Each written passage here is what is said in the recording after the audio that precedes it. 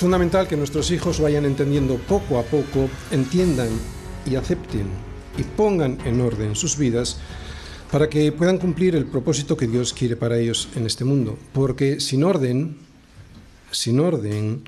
no hay proyecto que salga adelante.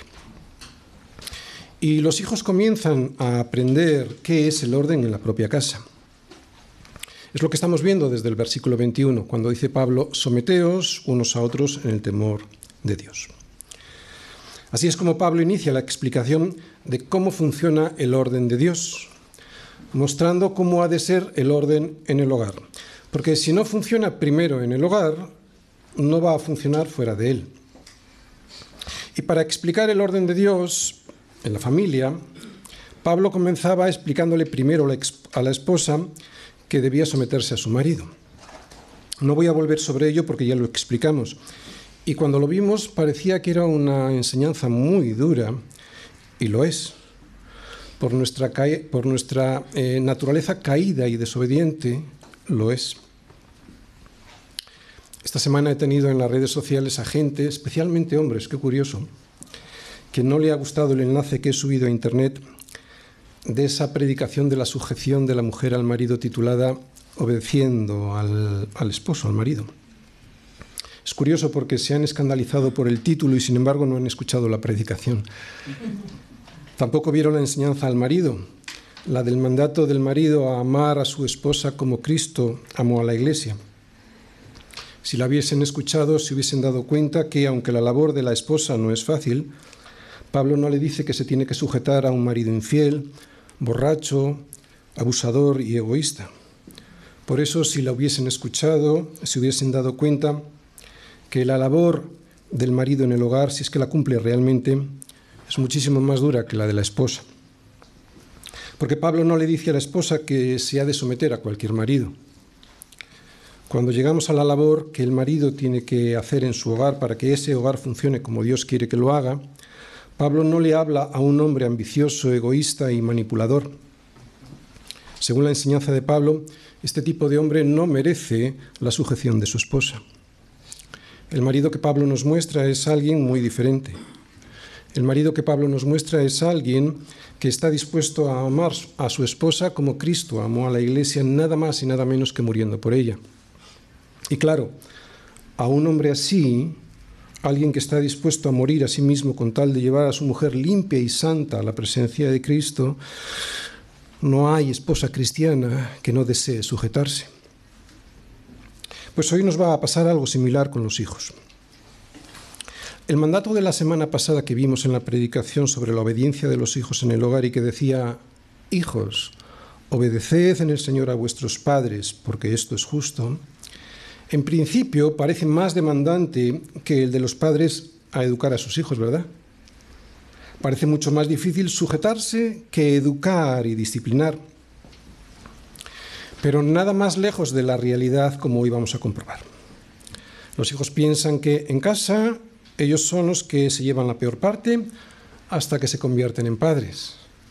Es entonces cuando se dan cuenta que el reto al que se enfrentaron sus padres con ellos al educarles era una tarea muchísimo más complicada y más difícil que la que les tocó a ellos sujetándose en casa. Y por supuesto con muchísima más responsabilidad.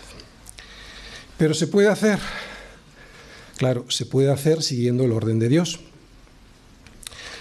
La semana pasada vimos que nuestros hijos empiezan a aprender el orden necesario en sus vidas en la propia casa, en la misma casa. Vamos a verlo. Versículos del 1 al 3. Hijos, obedeced en el Señor a vuestros padres, porque esto es justo.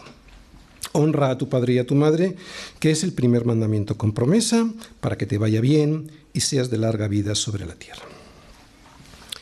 Esto fue lo que vimos el domingo pasado. Lo que hoy vamos a ver es la continuación. Hoy vamos a ver cómo los padres pueden hacer que sus hijos puedan obedecer con facilidad, con mayor facilidad, este propósito, ¿no?, que tienen ellos de obedecer a sus padres. Padre, ¿quieres que tus hijos te obedezcan porque quieres lo mejor para ellos? Bueno, pues ahora vamos a ver una regla que viene directamente del cielo para poder hacerlo. Versículo 4. En pocas palabras, Y vosotros, padres, no provoquéis a ira a vuestros hijos, sino criadlos en disciplina y amonestación del Señor. Hemos dicho, y yo creo que aquí todos lo sabemos y lo aceptamos, que no hay ninguna duda sobre la necesidad de la disciplina. Pero, ¿cómo puedo criar a mis hijos sin provocar en ellos la ira? Lo veremos enseguida. Antes quiero mostrar a quién se dirige Pablo con esta enseñanza, porque aunque parece que no hay duda de a quién habla, no es lo que parece a primera vista. Segunda parte. ¿Quiénes son los padres? Dice así el versículo 4, primera parte: vosotros, padres. Bien, si recordáis en el versículo 1, Pablo se refería a ambos progenitores de la siguiente manera. ¿Recordáis? Hijos, obedeced en el Señor a vuestros padres. Y aquí hablaba de padre y madre, porque esto es justo. Y sin embargo, ahora a quien se dirige es a los varones. Si en el versículo 1 la palabra griega para referirse a los padres es goneus, o sea, a los dos padres, en este versículo 4 la palabra griega es pater, o sea, al padre varón. ¿Por qué? Bueno, tiene sentido porque si Pablo se ha estado dirigiendo a los padres como la cabeza del hogar, pues por lo tanto la consecuencia es clara. Sobre los que descansa la responsabilidad de educar a los hijos es suya. Y sin embargo, esto no significa que la madre quede excluida de la educación de los hijos. Aunque la exhortación va dirigida al papá en primer lugar, la mamá ha de cumplir su función de ser la ayuda idónea del marido en la educación de los hijos. Esto que estoy diciendo no lo digo yo, lo dice Pablo, ¿no? Está dirigiendo a los varones. Esto no es ningún desdoro hacia la mujer. Lo que aquí vemos es que delante de Dios es el varón el que tiene la primera responsabilidad de dirigir su hogar conforme al diseño que Dios ha establecido, y como él es el responsable, es a él a quien Dios le dice cómo quiere que lo haga. Pero esto, como hemos dicho, no significa que la madre no tenga algo que decir o hacer sobre el tema.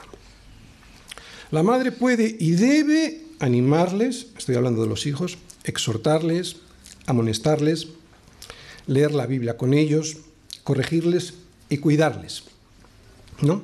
Al igual que lo hace el marido, o que lo debiera hacer el marido.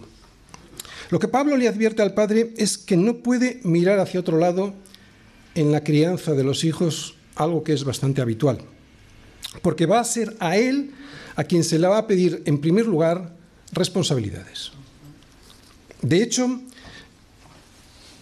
es tan importante la labor de la mamá en el hogar que sin ella sería imposible la educación de los hijos, aunque solo fuera porque el padre tiene que salir a trabajar. Con esto no digo que la madre no trabaje, eso lo tienen que decidir ambos. Lo que digo es que si él tiene la posibilidad de trabajar, no puede dejar de hacerlo. Es muy importante que el hombre trabaje si tiene la posibilidad de hacerlo. Por lo tanto, el padre no puede abdicar de su responsabilidad y, porque trabaja, dejar a la madre sola en esa obligación de educación de sus hijos, como muchos hacen. Porque como trabajan, esto está mal. Lo estamos viendo aquí.